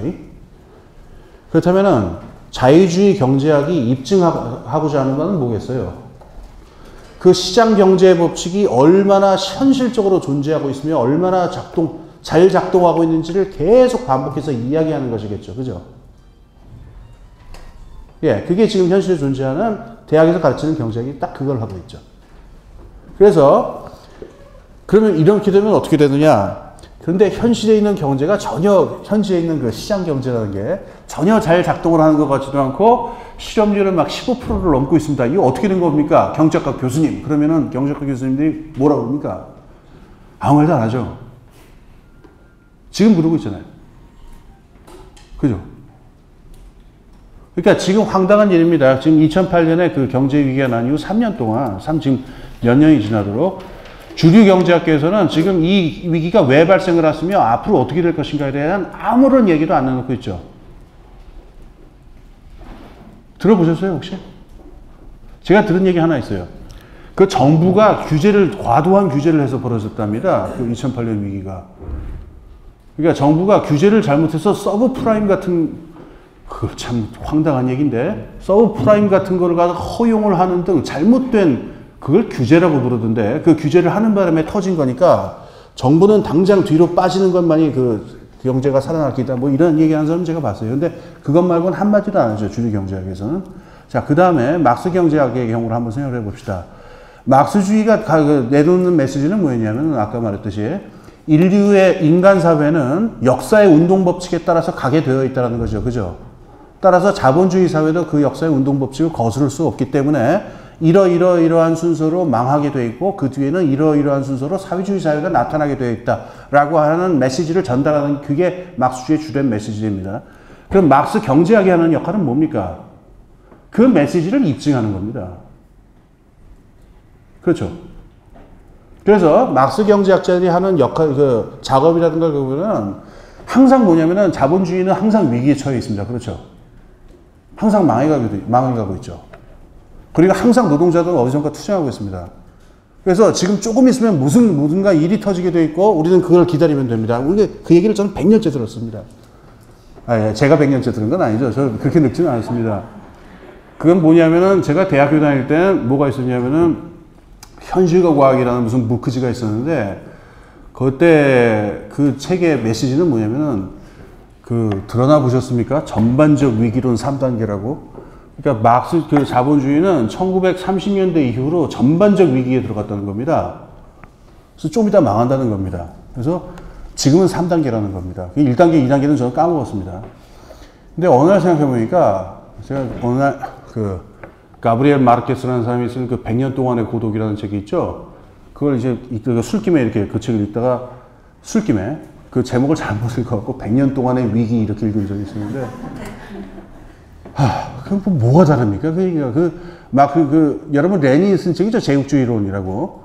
그거 원래 원 제목이 뭐냐면 저는 러시아 말로는 모르겠는데 영어로 하면 highest stage of capitalism이거든요. 근데 그거를 latest라고 번역하기도 해요. 그러니까 자본주의의 최고 단계를 얘기도 하고 자본주의의 최후 단계이기도 해요. 그러니까 레닌이 그 책을 1919년에 썼을 때가 벌써 자본주의가 왜 안 망하느냐라는 그 질문이 빗발치고 있으니까 아니 좀만 기다려라. 이게 최후 단계다라고 얘기한 게 1919년인데 얼마 전에 또 트로츠키 주의자들이 쓰는 신문을 보니까 또 이제 드디어 자본주의의 종말이 다가왔다. 또 100년 동안 본예로 돌아왔습니다.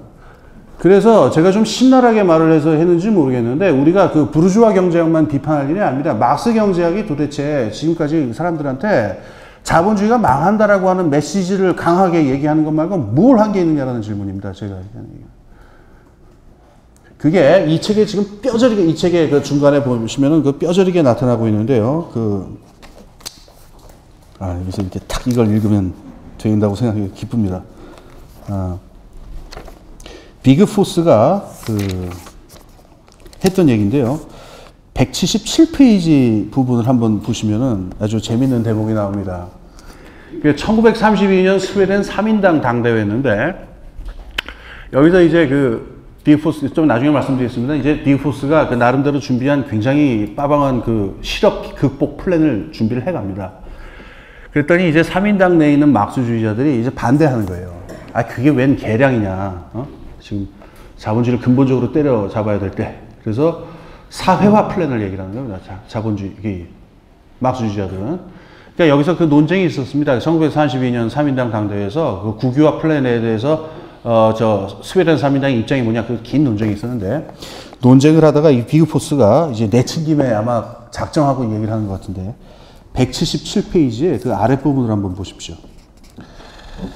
비그포스는 이 대목에서 허심탄회하게 자신의 생각을 털어놓겠다고 먼저 양해를 구한다. 이제 신랄한 말이 나올 차례다. 그는 우선 지금까지 3인당 경제정책의 기초가 된 것은 막스주의와 경제적 자유주의였다는 이해하기 힘든 말을 꺼낸다. 말인즉슨 사회화가 실제로 가능한 순간이 오기 전에는 현실에 아무런 대책도 내놓을 수 없는 막스주의의 교조를 계속 끌어안고 있다 보니까 구체적인 경제정책은 아무것도 내놓을 수 없었고, 그러다 보니 엉뚱하게 자유당이나 내놓을 자유방임주의적 경제정책을 추종할 수밖에 없었으며, 그 결과 당은 지금까지 어떤 적극적인 경제정책도 준비할 수 없었다는 것이다. 그동안 3인당이 내놓은 성명서를 보면 심지어 소위 자유기업이라고 불리는 것에 대한 염려까지 나오는데, 이런 걱정은 오늘날 가장 지독하게 경직된 경제적 자유주의자들 말고는 이 세상 그 어디에서도 찾아볼 수 없는 이야기라는 것이다. 이게 무슨 말씀인지 아시겠죠? 그러니까 막스주의 경제학이 자본주의는 좀 이따 망한다는 말고는 아무 말도 없다는 얘기입니다. 그럼 나머지 얘기에 대한 질문, 이를테면 복지 문제는 어떻게 해야 되나요? 라든가 우리나라 지금 인프라 확충은 어떻게 해야 되나요? 그 다음에 에너지 문제는 어떻게 해야 되냐, 이런 얘기 나오면은 부르주아 경제하고 똑같은 얘기를 해버린다는 겁니다. 그리고 그건 제가 아까 그 힐퍼딩의 예를 들면서 우리가 본 바가 있죠. 그러면은 우리가 이 잠정적 유토피아라고 하는 플랜을 쓴다면은 우리한테 필요한 경제학은 어떤 경제학일까요? 그거는 시장 경제의 법칙을 확인하는 경제학도 아닐 것이고 역사 발전의 운동 법칙을 확인하는 그런 경제학도 아닐 것입니다. 그럼 뭐가 되냐면은 나라 살림의 계획이 됩니다. 이 시점에서 제가 못하는 스웨덴 말 단어 하나 이게 써야 되겠는데. 아유.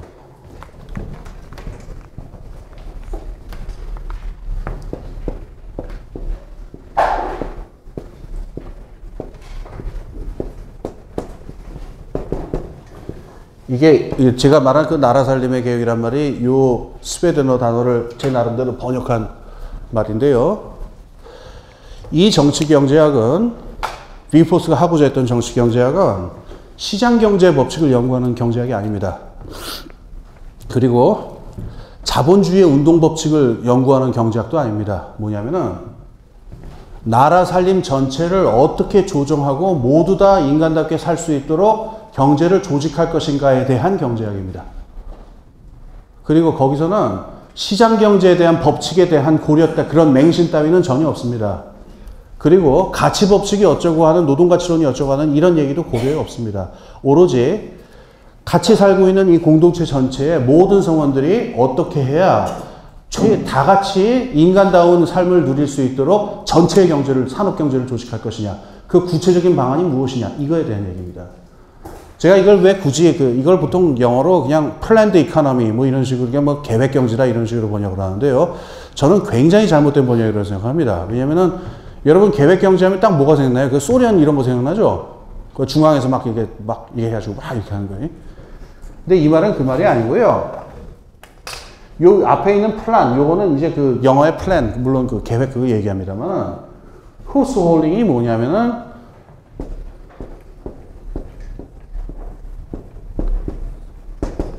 영어로 얘기하면은 하우스 홀딩이에요. 집안 살림이에요. 하우스 홀딩 있죠? 가계부 쓰는 거. 예. 가계부 쓰고 집안 살림 꾸려가는 거. 호스 홀딩이라는 말의 뜻은 이겁니다. 이게 하우스 홀딩입니다.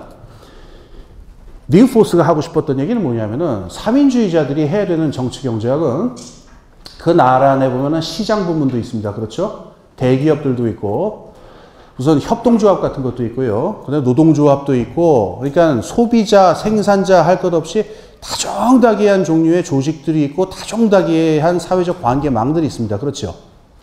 그것들을 어떻게 해야 되느냐?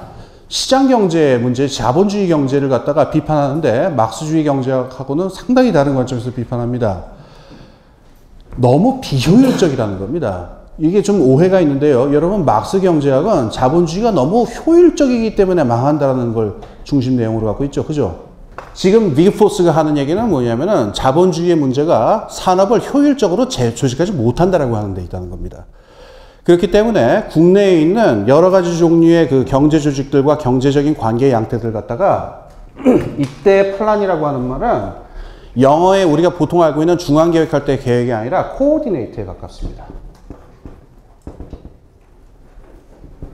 서로 조응할 수 있도록 짝을 지어준다라고 하는 얘기입니다. 이게 플란 후스 홀링입니다. 따라서 우리가 해야 되는 정치 경제학은 어떤 경제학이냐면은 어떤 산업 부분과 어떤 그 경제 활동이냐에 따라서 이것이 인간 경제가 추구하는 여러 가지 가치들이 있잖아요. 뭐 효율성이라든가 인권이라든가 민주주의라든가 여러 가지의 인간의 경제 활동에서 갖춰야 될 그 가치들이 어떻게 최대한 달성될 수 있는가, 어떤 방안들이 있는가를 갖다가 구체적으로 제도적으로 연구하는 게 됩니다. 시장 경제에 대한 법칙도 아니고 시장 경제의 법칙에 대한 연구도 아니고 자본의 운동 법칙에 대한 연구도 아닙니다. 이게 이 사람의 경제학이 됩니다. 그래서 이 관점에서 이 사람이 보게 되면서 이제 크게 영향을 받았던 건 뭐냐면은 영향을 받은 건 부인할 수 없습니다. 이제 케인즈라든가 이 사람들이 20년대에 쓴 책들에 대해서 영향을 받게 되는데요. 거기서 이 사람이 케인즈보다 훨씬 먼저 끌어낸 그 결론들이 있습니다. 뭐냐면은 시장 경제 법칙 자율성, 그 자기조정 따위는 존재하지 않는다. 그래서 어떤 조건이 됐을 적에 시장 경제는 필연적으로 실업을 발생시키기 때문에 이 실업을 현실적으로 해결하기 위해서는 공공 부분이라든가 비시장 부분에 의한 산업의 조직을 조금도 두려워할 이유가 없고 오히려 적극적으로 활용해야 된다. 이런 결론들입니다. 이게 1930년대 초반에 얻은 결론들입니다. 이게 지금은 여러분 들으시면 어떨지 모르겠는데요. 1930년대에서는 굉장히 획기적인 얘기였었습니다. 그러니까 산업을 조직하는 데 있어가지고 공공부문이라든가 또는 뭐 비그포스가 그 당시에는 그렇게 뭐 전면적으로 얘기하지는 않았습니다만 생활협동조합이라든가 이런 것들이 대기업이나 기업들만과 마찬가지로 동등하게 산업을 효율적으로 조직할 수 있는 일 주체가 될 수 있다라고 하는 아이디어를 그때 내놓은 겁니다. 그러니까 보통 이제 이 비그포스가 했던 얘기를 갖다가 이게 케인즈주의다 이런 식으로 얘기하는 경우들이 있는데요. 제가 보기엔 그건 그렇게 맞는 얘기는 아닙니다. 물론 뭐 케인즈 본인의 저작으로 가면은 비슷한 점이 없느냐 그건 모르겠는데 흔히 사람들이 보통 얘기하는 케인즈주의라고 하는 거는 정부의 재정 팽창을 통한 경기 부양을 얘기하거든요. 그러니까 통화 정책하고 재정 정책을 통한 경기 사이클의 조정을 얘기를 하는 건데 비그포스가 얘기한 건 그런 차원의 얘기가 아니었습니다. 산업을 어떻게 조직하실 것이냐. 나라 전체의 산업을 조직하는 데 있어 갖고 공공부문과 시장부문과 그거의 다종다기한 경제조직과 관계들을 어떻게 코오디네이트 할 것이냐. 이것이 이 사람이 말한 나라 살림의 계획이라고 하는 정치경제였던 겁니다. 자, 그럼 이제 마지막으로, 지금 마지막에 시간이 제가 한 10분, 15분 정도밖에 안 남은 것 같은데, 이 사람이 실제로 이걸 어떻게 결합시켜서 30년대부터 일을 진행시켰는가에 대해서는 제가 뭐 자세히 설명할 그 시간이 없네요. 그러니까는 뭐 책 광고 시간이 돌아왔습니다만은 꼭 책을 사서 차근차근 읽어보셨으면 좋겠는데요. 몇 가지 대목을 좀 얘기를 하겠습니다. 우선 이 사람이 아까 말한 1932년 선거로 가보겠는데요. 이때 거의 모든 나라에서 그러니까는 32년 단계에서는 거의 모든 나라의 그 노동자 정당들이 보통 죽을 쓰는데, 안 그런 정당이 몇 개 있었어요. 아주 몇 개 안 되는 나라들이 있었는데, 그 중 하나가 이 스웨덴이었습니다. 스웨덴은 죽을 안 쓴 정도가 아니라 대성공을 거두죠. 32년 선거에서 스웨덴은 일당이 됩니다. 그래서 32년부터 76년까지죠, 아마. 그러니까 한 44년 정도 계속 집권을, 42년 동안 이제 장기 집권을 시작을 합니다, 스웨덴이. 그때 이 사람이 비그포스가 들고 나갔었던 선거 공약이 뭐냐면, 아까 말한 대로 국유화나 사회화 이런 것들이 아니고, 아까 말한 저 플란 후스 홀링이라고 하는 저 아이디어에 기반한 즉각적인 일자리 창출 계획이었습니다.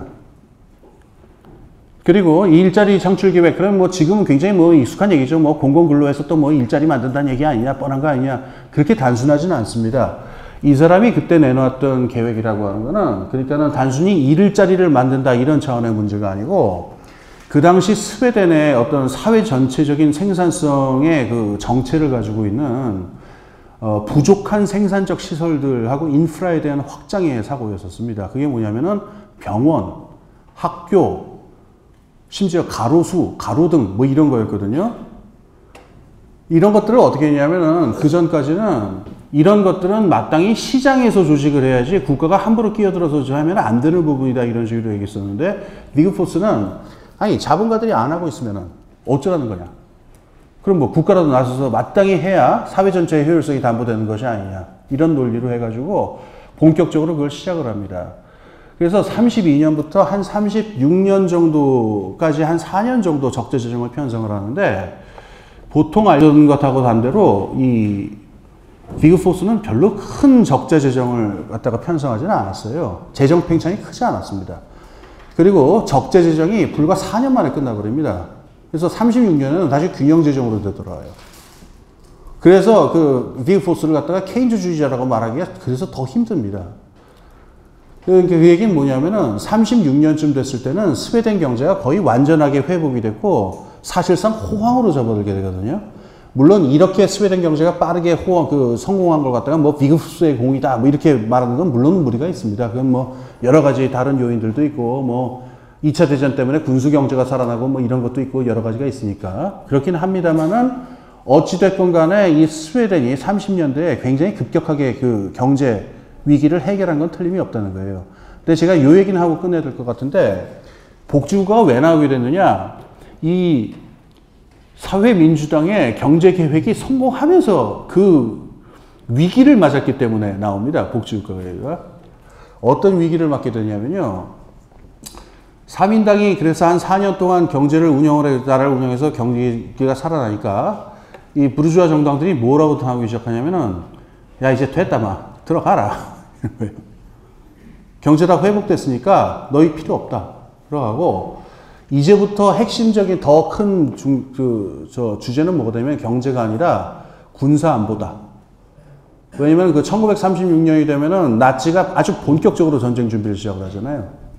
그러니까 스웨덴은 어떻게 할 거냐. 스웨덴도 전쟁 준비해야 되는 거 아니냐. 이런 식으로 쟁점을 이동시켜갖고, 사회민주당이 정권을 잠깐 그 선거 직전에 잃어버려요.